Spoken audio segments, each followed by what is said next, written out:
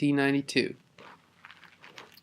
As the night was falling slowly down on city, town, and bush, from a slum in Jones Alley sloped the captain of the push.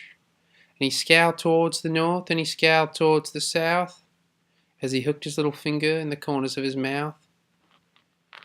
Then his whistle, loud and shrill, woke the echoes of the rocks, and a dozen ghouls came sloping round the corners of the blocks. There was naught to rouse their anger, yet the oath that each one swore seemed to fit less for publication than the one that went before. For they spoke the gutter language with the easy flow that comes only to the men whose childhood knew the brothels and the slums.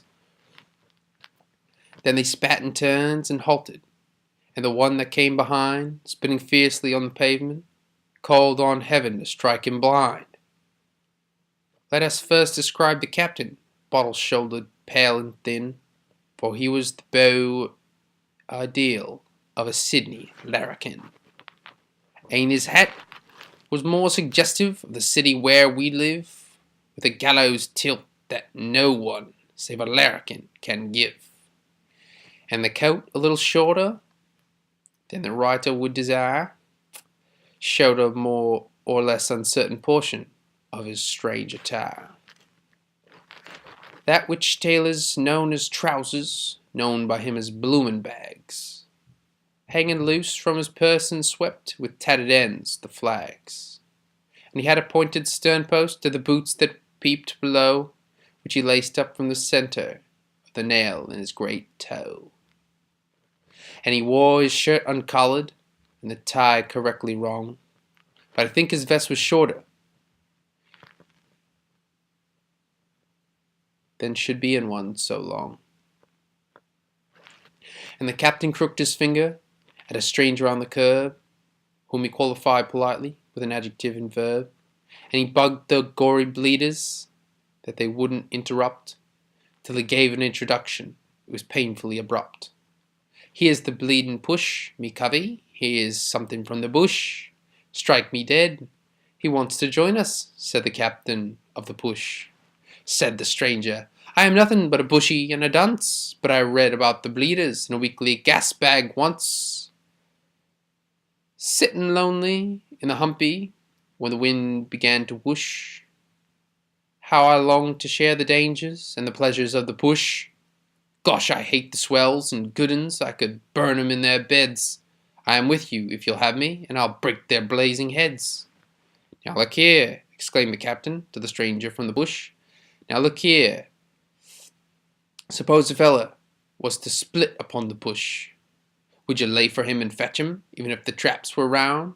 Would you lay him out and kick him to a jelly on the ground? Would you jump upon the nameless, kill or cripple him, or both?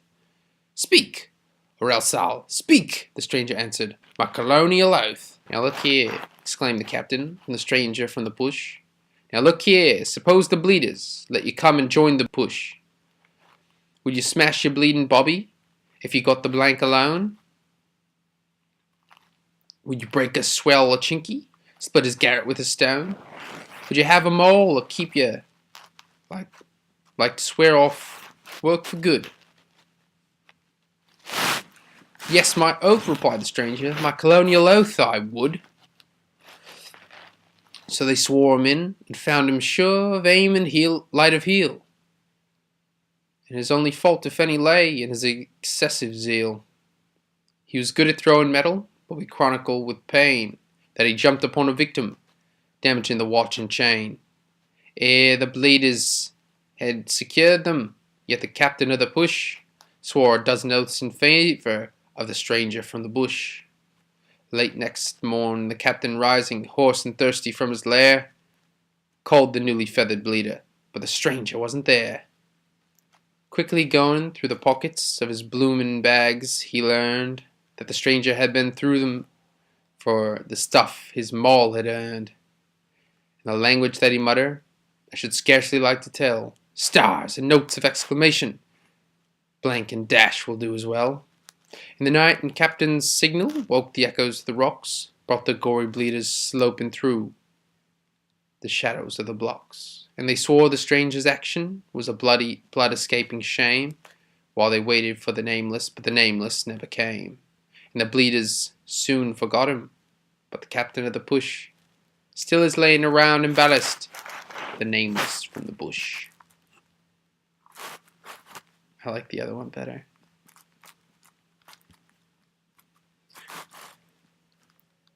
Fucking oath I would. As the night was falling slowly over city, town, and bush, from a house in Hogan's Alley came the captain of the push, and his whistle loud and piercing woke the echoes of the rocks, and a dozen ghouls came slouching round the corners of the docks. Then the captain jerked a finger at a stranger on the curb, whom he qualified politely with an adjective and verb. Then he made the introduction. Here's a covey from the bush. Fuck me blind, he wants to join us, be a member of the push. Then the stranger made this answer to the captain of the push. Fuck me dead, I'm Foreskin Fred, the bastard from the bush. I've been to every two-up school from Darwin to the loo. I've ridden colts and black gins, what more can a bastard do? Are you going to smash a window? Asked the captain of the push. I'd knock a fucking house down, said the bastard from the bush. Would you take a maiden's baby? Asked the captain of the push. I'd take a baby's maiden, said the bastard from the bush. Would you bash a bloody copper if you caught the cunt alone? Would you stoush a swell a chinky, split his garret with a stone? Would you make your wife a harlot and swear off work for good? Again that bastard's voice rang out. My fucking oath I would. Do you help the girls pick gum leaves? Asked the captain of the push. Nah, I hit 'em with the branches, said the bastard from the bush. Would you knock me down and rob me? Asked the captain from the bush. I'd knock you down and fuck you, said the bastard from the bush. Would you like a cigarette? Asked the captain of the push. I'll take the bloody packet, said the bastard from the bush. Then the pushites all took counsel, saying, fuck me, but he's game. Let's make him our star basher and he'll live up to his name. So they took him to their hideout, that bastard from the bush, and they gave him all the privileges belonging to the push. But soon they found his little ways were more than they could stand, and finally the captain thus addressed his little band. Now listen here, you buggers, we've caught a fucking tartar, and every kind of bludgeon that bastard's got the starter. At poker and at two-up he shook our fucking rules, and he swipes our fucking liquor and robs our fucking girls. So down in Hogan's Alley, all the members of the push laid a dark and dirty ambush for the bastard of the bush. And against the wall of Riley's pub, the bastard made a stand, a nasty grin upon his dial, a bike chain in his hand. They sprang upon him in a bunch, but one by one they fell, with crack a bone, unearthly groan, and agonizing yell, till the sorely battered captain, splitting teeth and coughing blood, held an ear all torn and bleeding, and a hand bedaubed with mud. You low-polluted bastard, snarled the captain from the push. Get back to where you came from, that's somewhere in the bush. And I hope that vile misfortune may tumble down on you. May some lousy harlot dose you till your bollocks turn sky blue. May the pangs of windy spasms through your aching bowels dart. May you shit your bloody trousers every time you try to fart. May you take a swig of gin's piss, mistaking it for beer. May the push you next impose on toss you out on your bloody ear. May the itching piles torment you. May corns grow on your feet. May crabs as big as spiders attack your balls a treat.